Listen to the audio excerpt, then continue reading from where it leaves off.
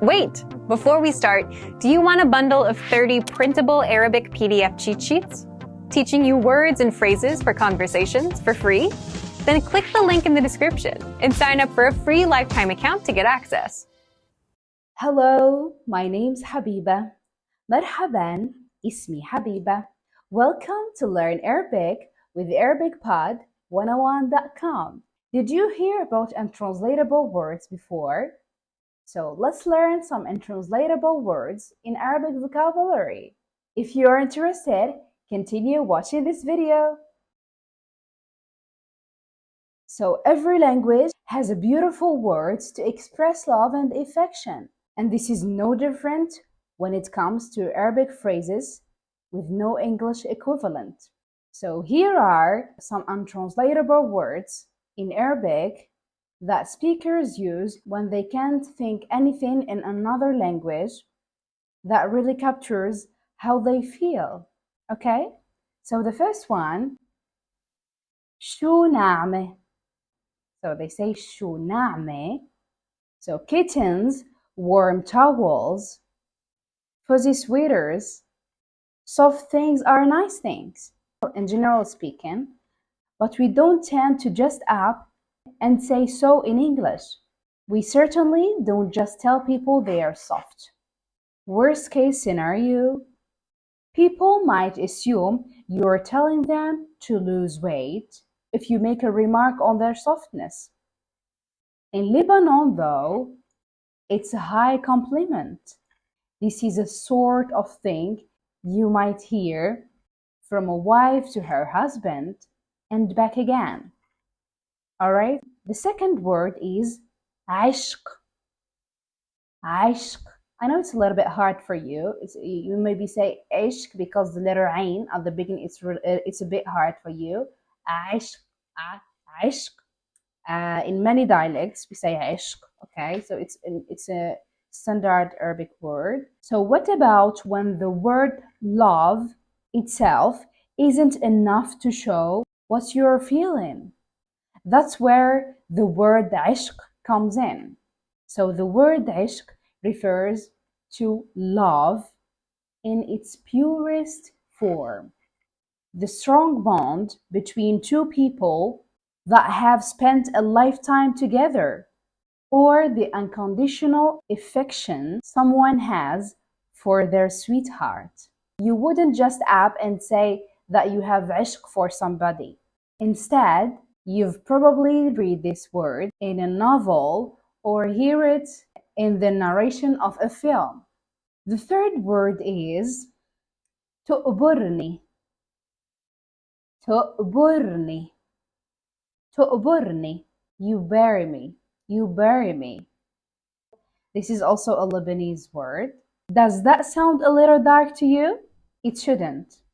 In Lebanon, it's used in a cheerful and upbeat way. The meaning expressed by this phrase is that you hope you die before the other person because the alternative is too sad to die, is too sad to bear. Like you love them too much. Okay? So you would much rather pass away before them than bear the pain of life without them. That's the feeling. It's like that's the feeling that mothers feels about their children and husbands have wives. And that's something that can barely be expressed in words.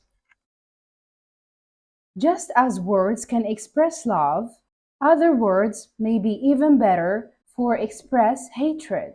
So let's start with what I think is one of the minerally insulting Arabic words with no English translation. So the first one is روح بلط البحر. روح بلط البحر.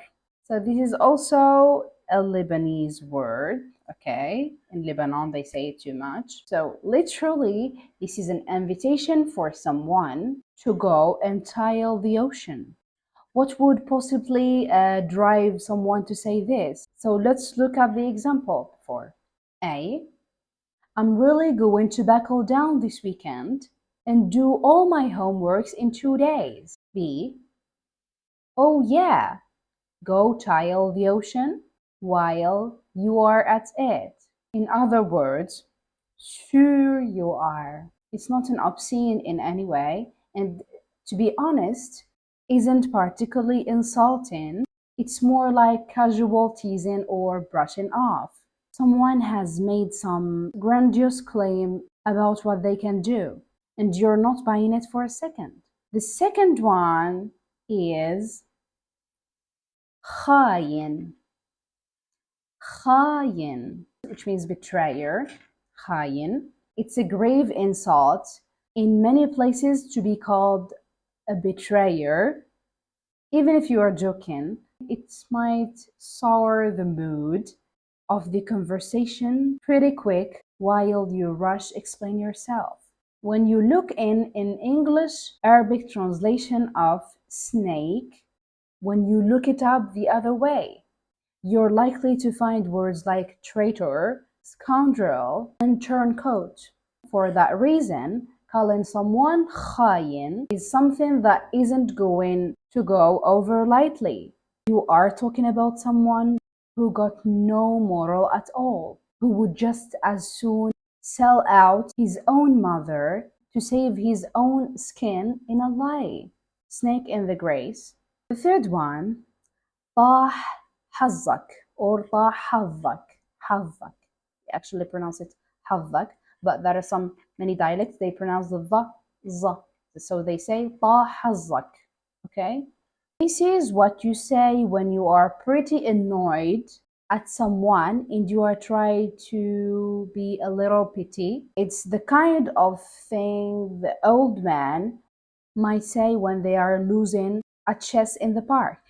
And this one is the perfect example of something that you just isn't said at all in English. As far as I'm aware, there are visually no luck based insults in the English language in common use today. Here are some Arabic words that are untranslatable but are perfect for describing people in certain situations. So the first one is na'iman. Na'iman. So they say it in Egyptian dialect. It's common in Egypt. They say na'iman. Did your friend suddenly show up with a new haircut? Does it look pretty good? Simply give them a smile and say na'iman. Na'iman. So this is an Egyptian dialect. They say it in Egypt. It's common in Egypt. They say na'iman. Okay.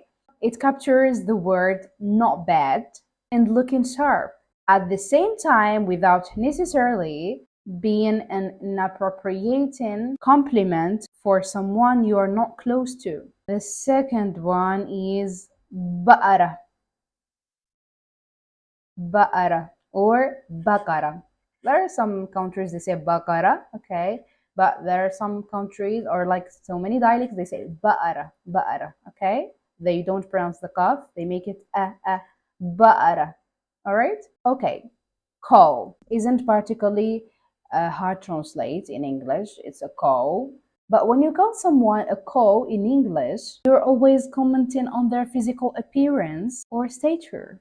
So in Arabic, what you're really talking about is their clumsiness, particularly when they break something or give you some kind of bump or bruise.